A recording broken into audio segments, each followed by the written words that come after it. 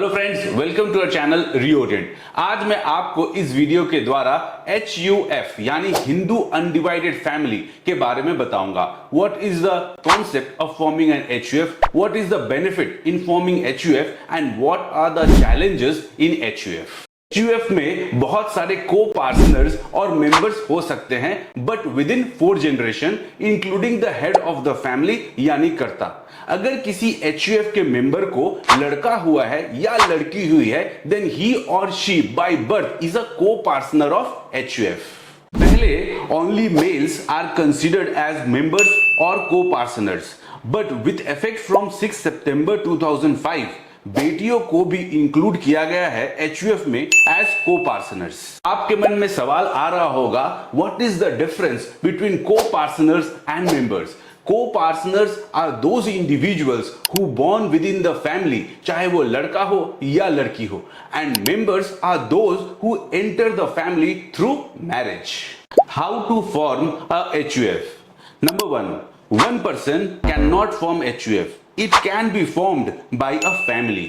Number 2, HUF can be formed upon marriage. It includes husband, wife and children. Number 3, Hindus, Buddhists, Sikhs and Jains can form HUF. HUF में generally assets होते हैं property, जो आपको gift के through मिला हो या फिर थ्रू योर विल या फिर पूर्वजों की प्रॉपर्टी हो या फिर प्रॉपर्टी आपने अक्वायर किया है through sale of joint family property या फिर जो मेंबर्स है वो अपने property common pool of HUF में कंट्रीब्यूट किए हैं। आपके मन में सवाल आ रहा होगा कि क्या एक महिला फीमेल HUF की कर्ता हो सकती है? जी हां, इन जनवरी 2016 दिल्ली हाई कोर्ट का एक लैंडमार्क जजमेंट आया in favour of a female being कर्ता ऑफ HUF। आपके मन में सवाल आ सकता है कि क्या एक Hindu widow can form HUF with 2 daughters having no son. 2005 के पहले Hindu widow can not form a HUF. After the amendment in Hindu Succession Act, the HUF can be formed by Hindu widow with her unmarried daughters. मैं एक sample HUF deed show कर रहा हूं screen पे। आप अपना नाम, एड्रेस और अपने फैमिली मेंबर का नाम, date of birth and father's name लिख करके साइन करेंगे। उसके बाद आप HUF का पैन कार्ड के लिए अप्लाई करेंगे।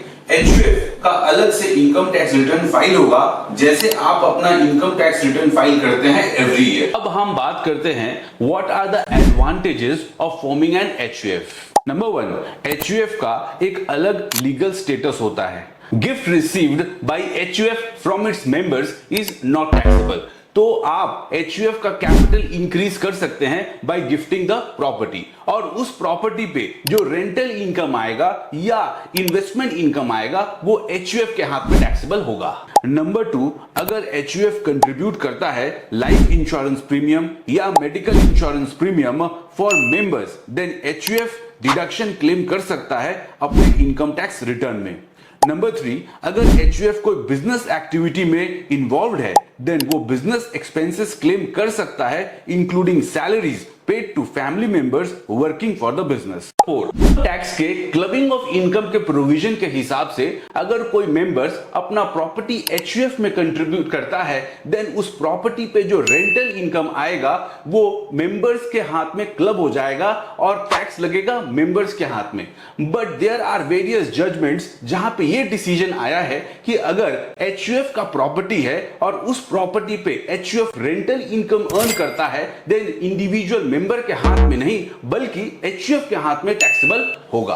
नंबर 5, HUF के पार्टीशन होने पे जितने भी मेंबर्स हैं they will get as per mutual understanding assets of HUF के पार्टीशन होने पे जो एसेट्स या प्रॉपर्टी मिलती है को पार्टनर्स को या मेंबर्स को, that is not taxable, but full partition of HUF is important as per income tax act. Partial partition को इनकम टैक्स एक्ट रिकॉग्नाइज नहीं करता है और पार्शियल पार्टीशन में भी टैक्स HUF के हाथ में ही लगता है। आइए देखते हैं what are the disadvantages of HUF। Equal rights of members, जैसे जैसे मेंबर्स इंक्रीज होंगे HUF में, उतना ही कॉमन प्रॉपर्टी को डिस्पोज करने में यानी सेल करने में प्रॉब्लम आएगी और हर एक मेंबर का कंसेंट चाहिए होगा for sale of property. Dissolving an HUF is not a simple task. The only way to dissolve HUF is through partition. Friends, I hope ये कंटेंट आपको इंफॉर्मेटिव लगा हो